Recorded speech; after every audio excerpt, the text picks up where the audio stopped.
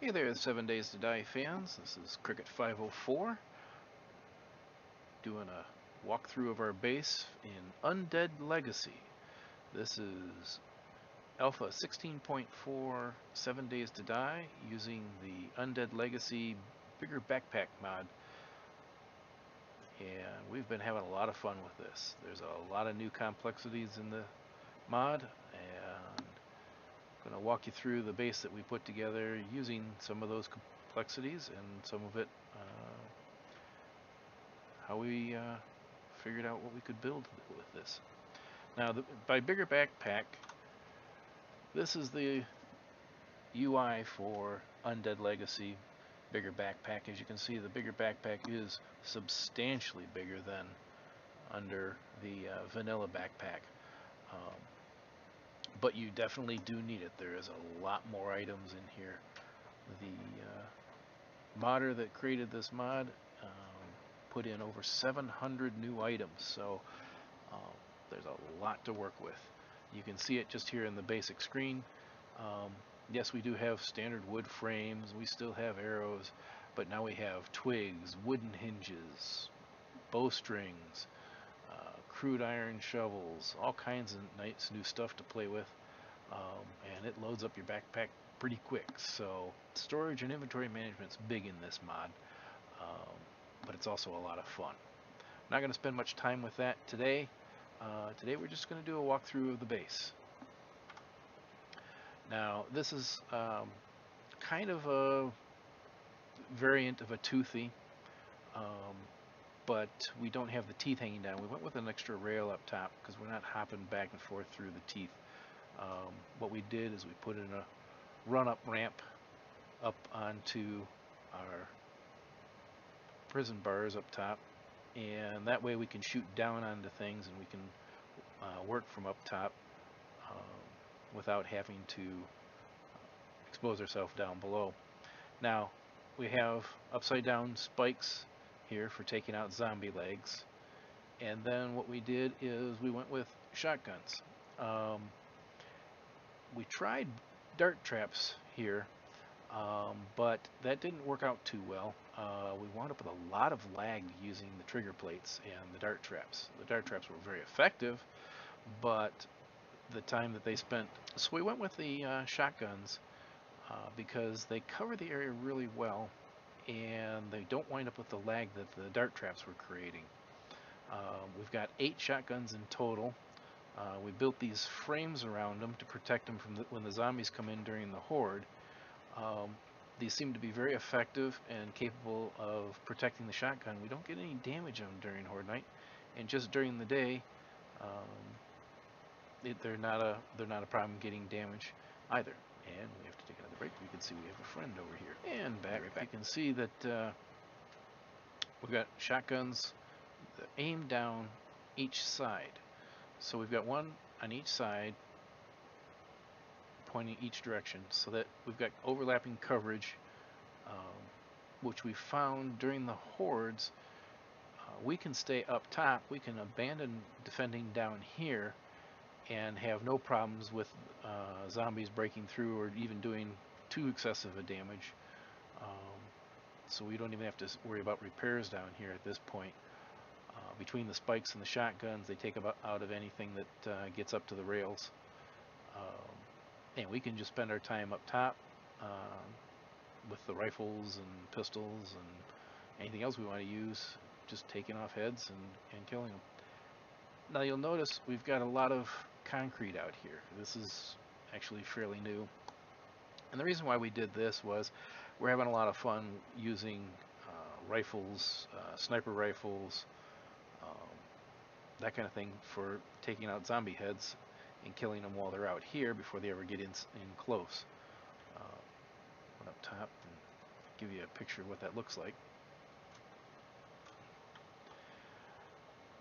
And as you can see, it gives us a nice flat field of fire. The hot zombies don't bounce up and down, making it a little easier to hit them in the head. Our garden out here. And then if you look over there, we've got our trees and our mini bike entrance. That way we don't wind up during horde night with anything sneaking in from other directions. They do come up this ramp. They sometimes do a little bit of damage to the ramp, but we haven't found anything that's too excessive. We've got this floating roof here,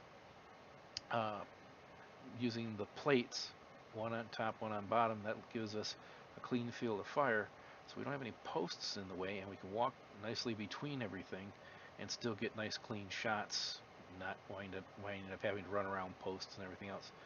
We've still got one in the middle. That's more for handling the ladders than anything else, but that usually doesn't really affect any of the shooting.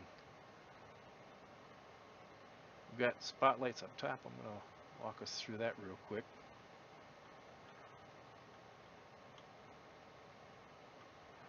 Up top we've got solar panels, battery banks, and the spotlights that'll give us illumination nicely out on the pad here.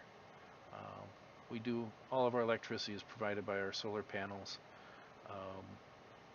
The one solar panel here has a pair of timers and a pair of battery banks handling half of the spotlights per battery bank, and then we have the other solar array with a battery bank that's powering up our shotguns.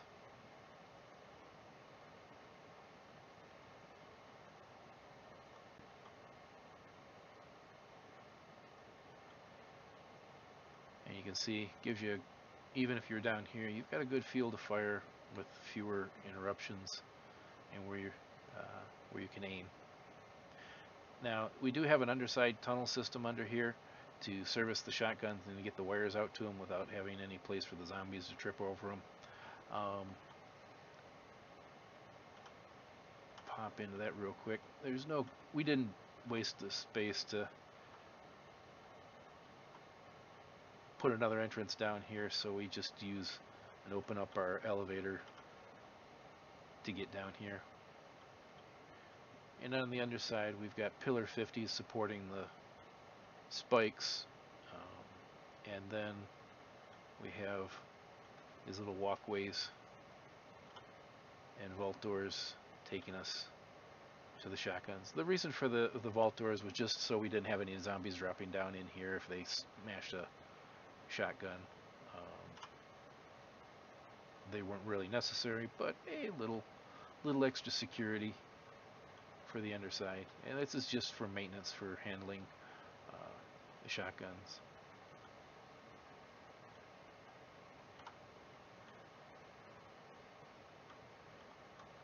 Go back up top.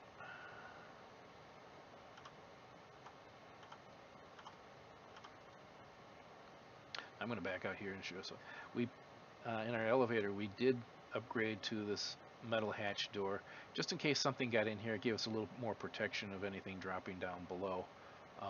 We do have our drop down for our other side of our elevator, and we close this hatch when we've got Horde Night. That way, if we do get a breach, again, they can't get to the underside. So now we'll take you downstairs and show you everything in the underside.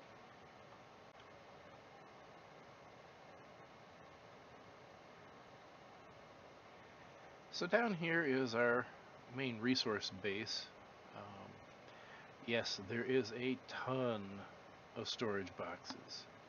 With Undead Legacy, you've got a lot of materials to sort through, work with, and collect. Some of them you'll use a lot, some you won't use very often, but keep it all sorted. We've got a lot of boxes down here. Some of them are empty right now, in case we got to split things up. But what we did was put 80 boxes in here. It was just an easy way to measure out the room and put it in the boxes and see what we needed. Would I do it again that many? Yeah, I would. It just made it easier. Didn't have to constantly expand things. So we have our trapdoor elevator going up and the catch spot underneath. It may look like it's cobblestone, but that's actually hay bales that you can land on. We've got the target there to remind people not to stand there. We've had a few broken legs coming down that way, so somebody just stands there and you come down, that's the end of your leg. So We have all of our tools outside. We have our mini bike room down here. Got a area to fight from in case, for whatever reason, the zombies came down the ramp. We can block them off from getting into the base. Just a little added measure of security to our bat cave. We built a couple of gas pumps just to store fuel in. Visual way, that way we can see how much fuel we've got quickly, and it's right by our major use, which is the mini bikes coming in and out.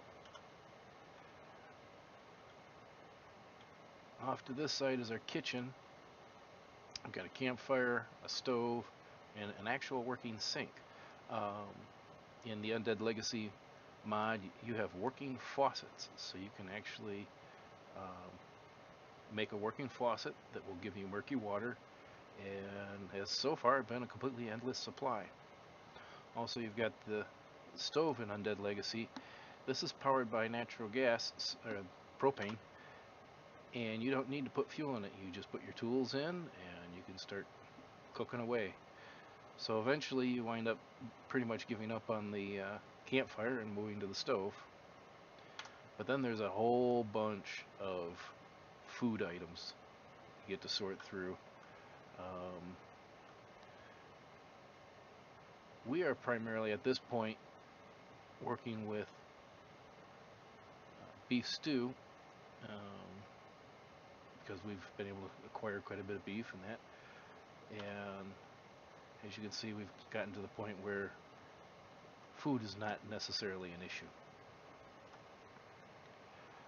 On the outer ring down here is all of our crafting tables. They look like a lot of benches, and some of the benches, you can see where the carpenter bench and the masonry bench look identical.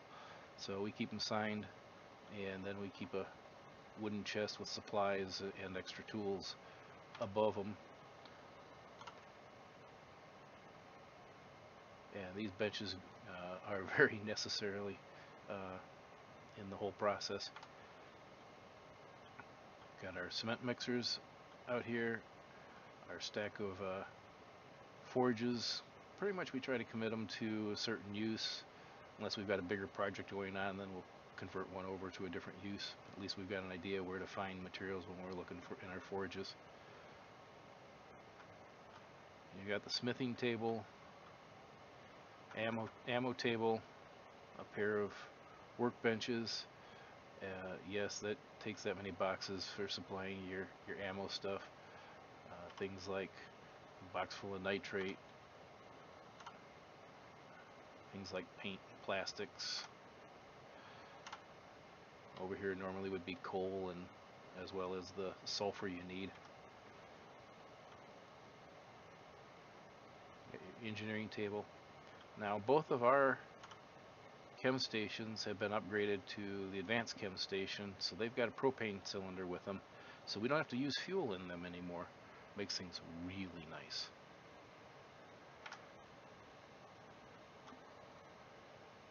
And backside here we've got a lot more open space that if we need to grow things, we've got room to grow with. It's our dye table for doing various dyes and paints, because if you look at dyes and paints, you got to have a lot of different stuff.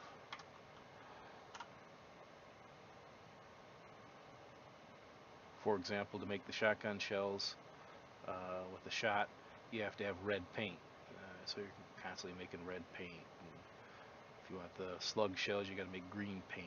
And for large engines, you've got to have red and black paint. It adds up.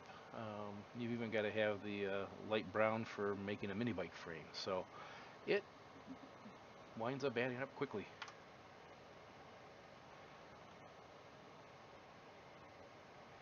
And then if we go back to our mini bike entrance,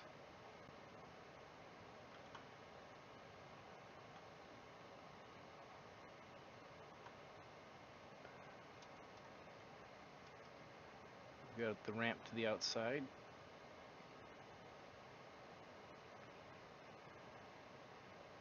These are just ramp blocks, so it's a little slow walking up this way, but it does get us to the outside.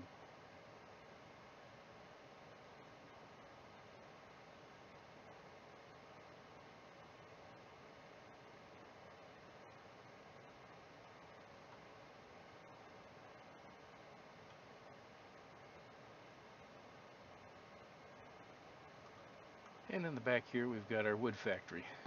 That's just something we recently put in, just to get the trees up out of the way. No zombies to hide behind them. It's easier to plant because everything's laid out so that we don't have to figure out spacing or anything.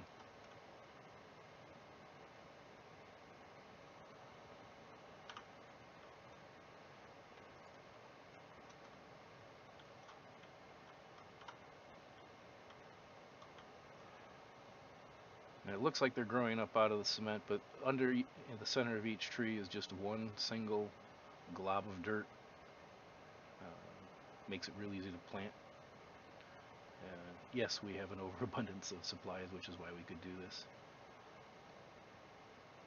Kind of filming this in reverse. You can see back out over our base in the town. That's makes the balance of our setup. Hope you enjoyed the video.